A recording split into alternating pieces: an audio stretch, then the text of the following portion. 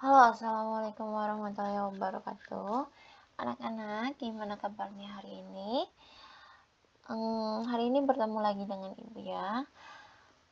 Ini adalah video penjelasan mengenai materi yang kemarin. Dan nanti di akhir video akan ada tugas untuk hari ini.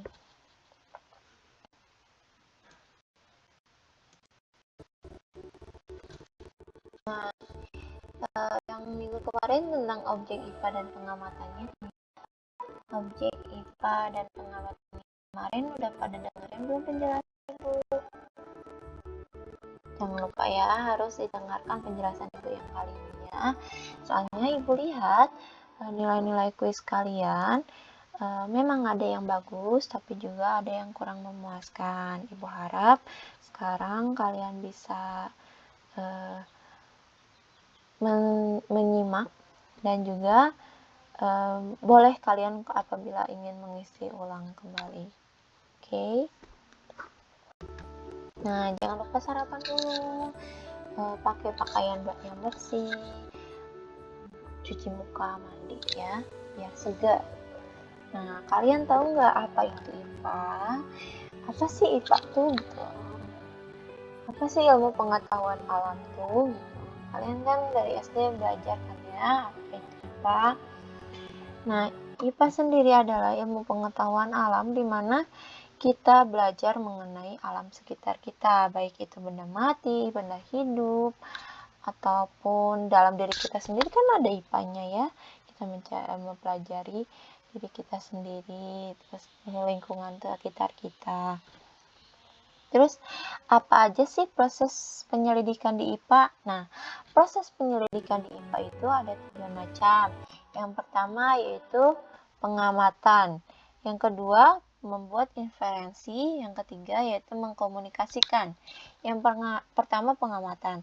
Pengamatan adalah proses mengumpulkan data dan informasi tentang benda yang sedang diselidiki. Pengamatan dapat dilakukan dengan bantuan indera manusia maupun alat. Contoh, kalau kemarin kan contohnya kita mengamati masakan mama tentang telur. Nah, sekarang kita coba mengamati hal benda yang ada di sekitar kita.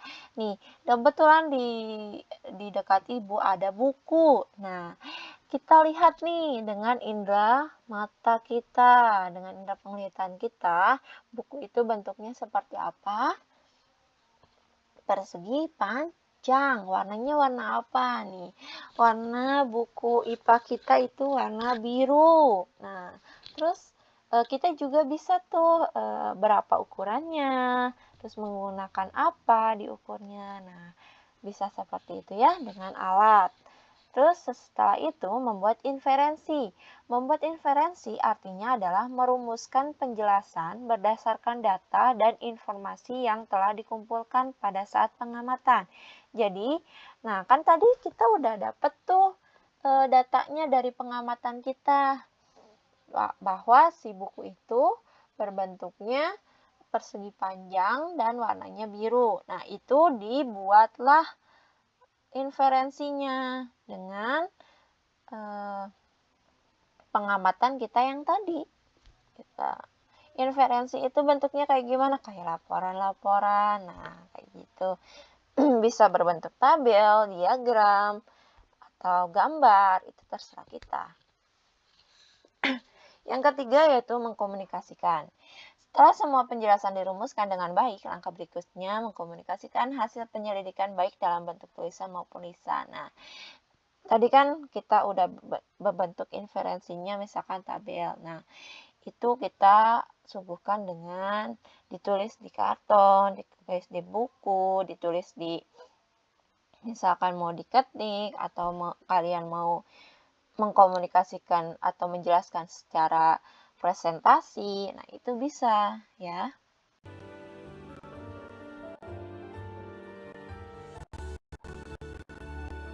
Jadi dikomunikasikan, dijelaskan pengamatan kalian seperti apa.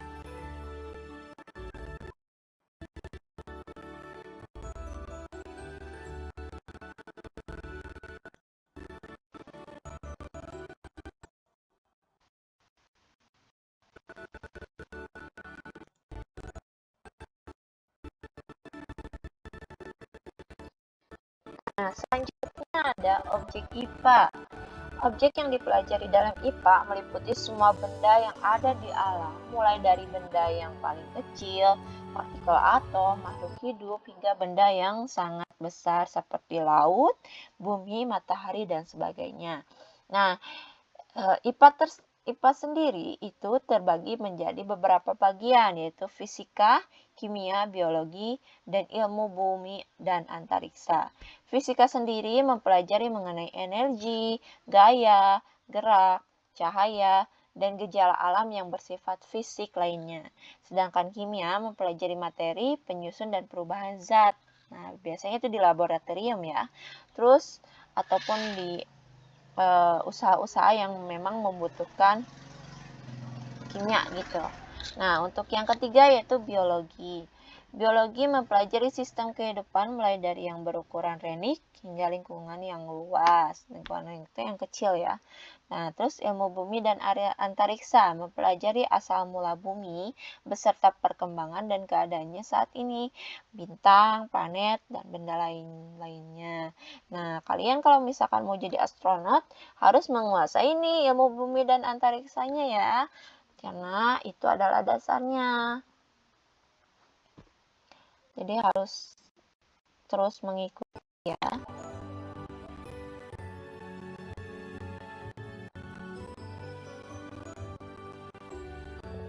Nah, ini fisika. Ini memang fisika biologi.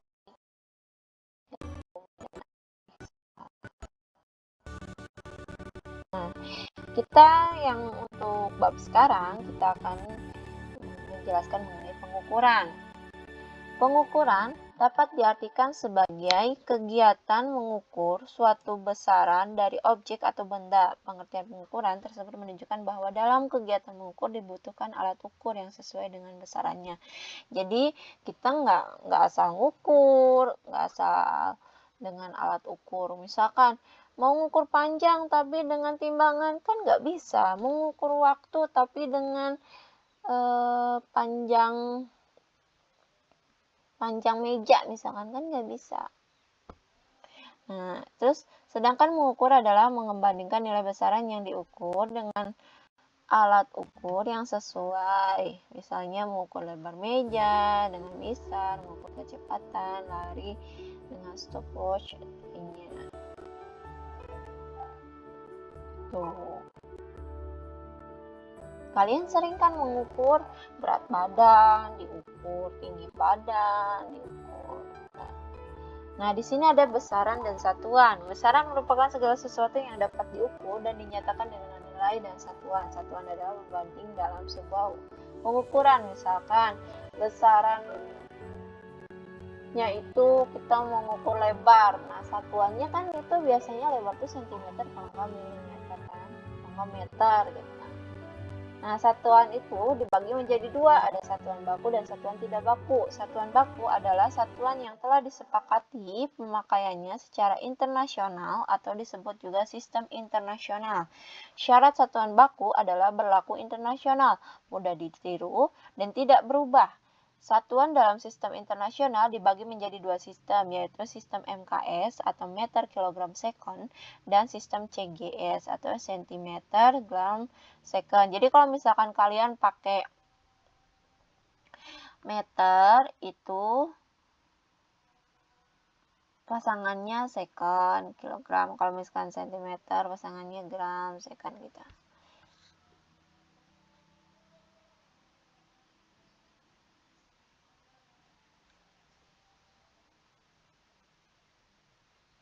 Ya, nah, satuan tidak baku. Satuan tidak baku adalah satuan yang tidak diakui secara internasional, hanya digunakan pada wilayah tertentu saja.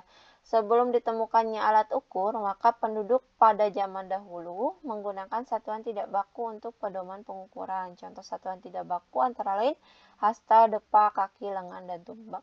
Nah, orang tua kalian pasti tahu nih hasta itu segimana, satu depa itu segimana, satu kaki. Nah, satu kaki, satu langkah, satu langkah ya, satu kaki, satu lengan, satu tumbak. Nah, itu zaman dulu sebelum adanya pengukuran kayak misalkan meteran, terus penggaris, kan dulu mah belum ada. Nah, diukurnya dengan cara seperti itu. Tapi itu termasuk satuan tidak baku karena tidak semua secara internasional menggunakannya.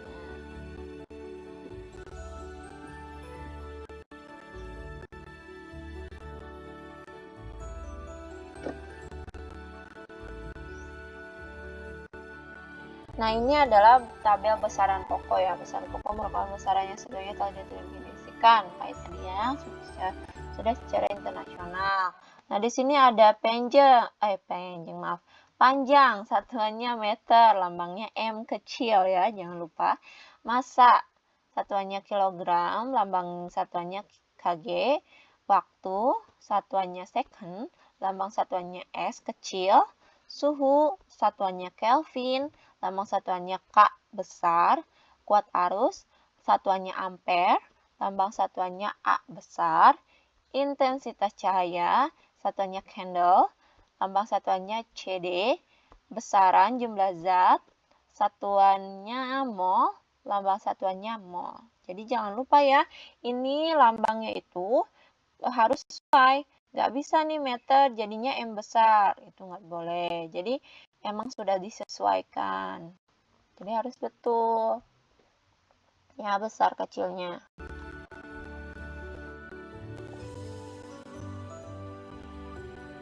Ini dasarnya jadi harus hafal ya. Tentang besaran-besaran.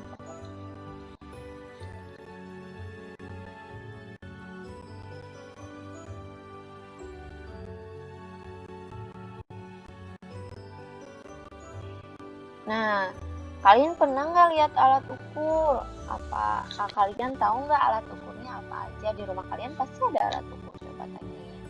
Terus kira-kira waktu SD kalian menggunakan alat ukur enggak? Coba diingat, mengukur apa, pakai alat ukur apa, hasilnya berapa. Itu kan alat ukur. Nah, alat ukur panjang di sini ada 3 ya contohnya, yaitu mistar, jangka sorong, dan mikrometer. Kalau mistar kalian udah pasti pada tahu kan ya, di SD juga kalian pada bikin tabel pakai mistar, bikin mengukur panjang pakai mistar, terus bikin garis pakai mistar. Nah, mistar itu adalah alat ukur panjang yang bisa mengukur panjang atau lebar suatu benda. Alat ukur ini memiliki skala terkecil 1 mm ini ya, 1 mm ya. Nah, untuk jangka sorong ini digunakan untuk mengukur diameter bola kecil, tebal uang logam maupun diameter dalam tabung. Terdapat 2 jenis skala pada jangka sorong, yaitu skala utama yang terdapat pada rahang, skala utama, dan skala nonius, yaitu skala pada rahang yang dapat digeser. Nah, ini skala utama ya, yang tidak dapat digeser, dan ini skala nonius, ini dapat digeser. Ini. Nah, yang terakhir yaitu micrometer screw. Micrometer screw adalah alat ukur yang difungsikan untuk mengukur diameter benda tipis, misalkan flat.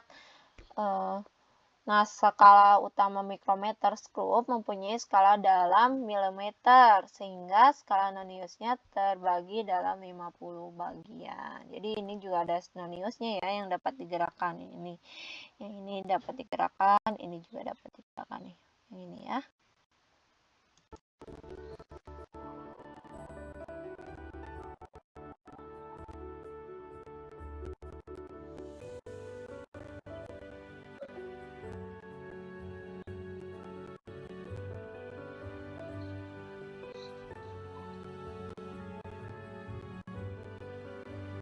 Nah, ini selain penggaris tadi, ada juga kalau kita nyebutnya meteran. Nah, meteran ini bisa mengukur jarak atau panjang atau lebar. Nah, ini jangka sorong tadi ini dipakai untuk mengukur bola mata nih. Mengukur panjang bola ya di sekitar mata. Nih, jadi yang ininya digeser sehingga bisa diperbesar dan bisa diperkecil ya. Kelihatan ini ukurannya berapa di sini ya.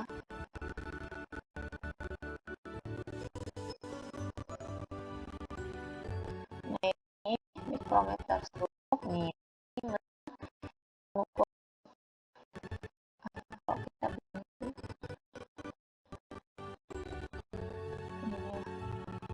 nah, jadi itu ya. Tadi hasilnya langsung ya, tinggal diputer.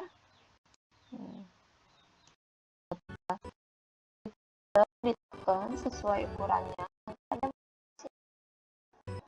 Ukurannya berapa? Nah, ini ada alat ukur massa. Alat ukur massa.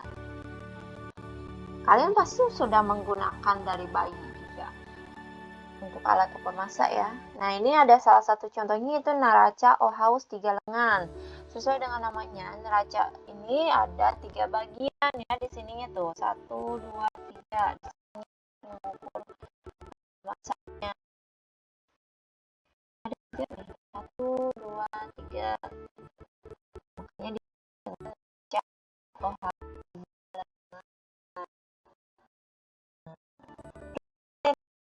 Neraca digit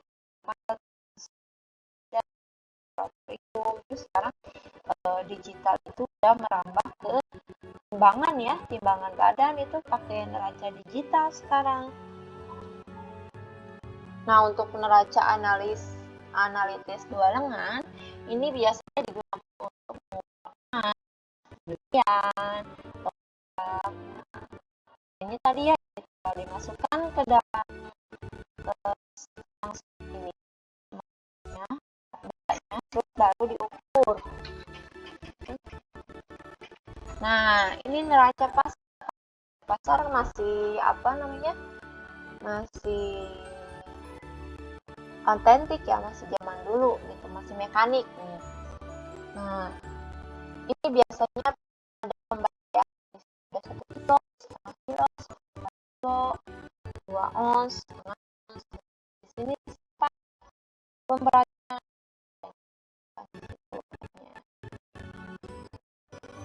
Nah, selanjutnya ada alat ukur waktu. Alat ukur waktu tahu dong, kita kalau misalkan ke sekolah pakai yang di tangan itu namanya apa? Ya betul, jam. Nih, jam atau arloji ya. Arloji jam tangan merupakan alat penunjuk waktu tuh. Jam tangan pertama kali diperkenalkan pada abad ke-16. Nah, kalau dulu kan mengukur waktu masih pakai yang manual, mekanik manual, tapi sekarang udah modern ya, dan harganya juga mahal-mahal gitu. Sekarang sudah memang berkembang zamannya kita. Nah, terus ada juga stopwatch. Stopwatch merupakan alat ukur yang digunakan untuk mengukur lamanya waktu yang diperlukan dalam sebuah kegiatan. Nah, mengukur waktu kalian pelemparan turbo itu diukurnya pakai stopwatch boleh. Stopwatchnya nggak punya yang kayak gini, kalian bisa pakai yang ada di handphone kalian. Jadi waktunya terukur lah berapa detik kan. Gitu.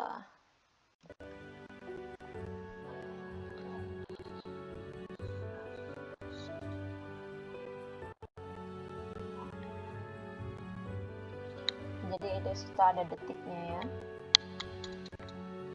Nah, selain besaran pokok, ada juga besaran turunan. Besaran turunan adalah besaran yang diturunkan dari besaran pokok. Misalnya luas tuh. Luas itu panjang kali salah, panjang kali lebar. Satuannya meter persegi. Volume panjang kali lebar kali tinggi, satuannya meter kubik. Nah, ini bisa kita lihat ya, massa jenis, kecepatan, percepatan, gaya, usaha, daya, tekanan, dan momentum. Nah, kemarin lemparan turbo itu kebetulan mengukur juga kecepatan. Nah, kecepatan ini rumusnya itu perpindahan dibagi waktu. Perpindahannya itu kita bisa diukur dengan jarak dari titik kalian melempar turbo sampai turbo itu terjatuh. Mengukurnya bisa pakai penggaris atau meteran ya kalau misalkan jauh. Nah, sedangkan waktunya diukur dengan apa? Waktunya diukur dengan stopwatch dari handphone, biar lebih mudah. Jadi itu diukur. Nah, satuannya apa untuk perpindahannya atau jaraknya itu dengan meter, sedangkan waktunya itu dengan second. Nah, ini ya. Nanti satuan kecepatan yaitu meter per second dengan huruf kecil semua. Jangan ada yang besar ya.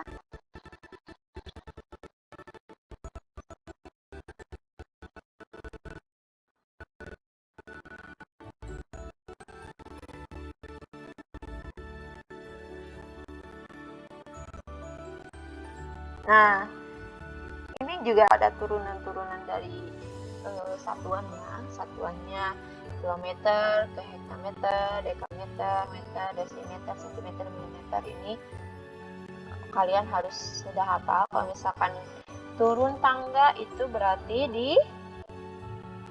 dikali. Kalau misalkan naik tangga dibagi. Nah, ini juga ada ya bahan-bahan. Ini bisa dihafalkan ya. Nah, ini jangan lupa, ini waktu ya, sampai beberapa pertanyaan nanti kali ke depannya. Ada seperti juga di matematika ya. Nah, rumus kecepatan. Untuk kecepatan itu dibanggakan dengan V. Rumusnya itu S per T. S di sini yaitu jarak yang ditempuh dan itu adalah waktu tempuh. Nah, kalau misalkan yang ditanyainnya jarak apa rumusnya, yaitu V dikali T atau kecepatan dikali waktu. Kalau misalkan waktu nah, waktu rumusnya yaitu kecepatan dibagi jarak dibagi kecepatan ya. Jadi ini harus diingat ya. Nah, jadi kalau misalkan kalian pakai meter, waktunya second. Kalau misalkan meter, waktunya jam. Nanti satuannya kilometer per jam. Kalau meter, waktunya second, satuannya per second. Contohnya ya. Nih, untuk menempuh jarak 8 km, waktu yang diperlukan yaitu 30 menit. Berapakah kecepatan yang harus dipakai? Jaraknya itu 8 km, waktunya 30 menit. Nah, kalau misalkan kita mau satuannya nanti kilometer per jam, berarti ini jaraknya nggak usah dirubah, tapi waktunya kita rubah jadi 0,5 jam. Karena kan 1 jam itu secara 60 menit ya, berarti kalau misalkan 30 menit itu setengah jam. Nah, baru kita masukkan ke dalam rumus.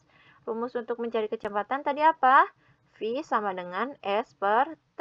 S-nya berapa? 8 dibagi 0,5 sama dengan 16 km per jam. Nah, jadi kalau misalkan mau detik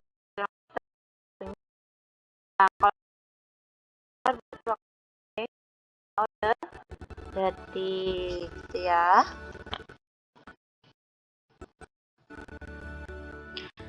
Nah, ini ada rumus molaritas sama laju pertumbuhan. Ini sekilas aja ya, biar kalian tahu nih laju pertumbuhan bisa dipakai di tinggi awal di tinggi waktu sama ya.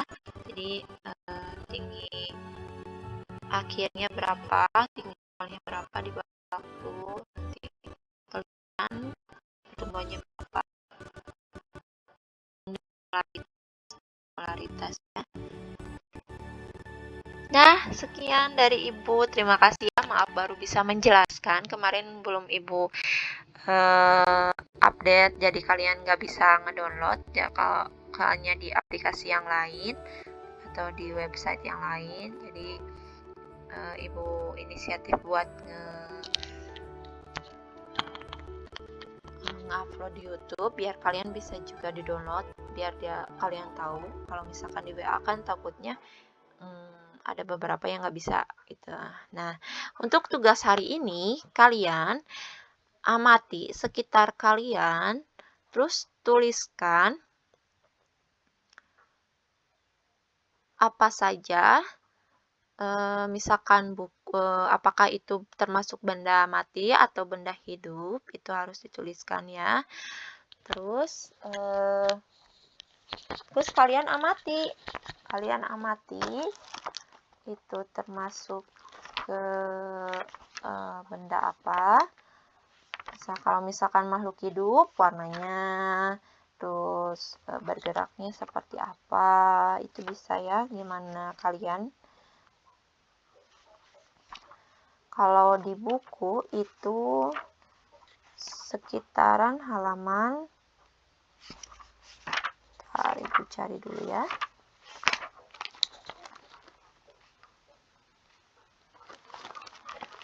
Halaman 34 bisa, 37 bisa. Jadi banyak contohnya ya. Sini banyak contohnya. Ya seperti itulah. Seperti tabel di halaman 34 atau 37. Tapi kalian sebutkan nama barangnya, terus ciri-ciri bendanya, terus apa aja yang kalian amati. Gitu. Dimasukin ke tabel itu, nanti kalian kumpulkannya di GCR ya, GCR masing-masing. Dadah, Assalamualaikum warahmatullahi wabarakatuh. Semangat ya, tetap semangat. Nanti insya Allah kalau misalkan memang bisa untuk dilakukan pembelajaran secara video, kita akan melakukannya. Tapi Ibu ingin juga semuanya yang ikut, bukan hanya beberapa, biar efektif. Ya, dadah, Assalamualaikum.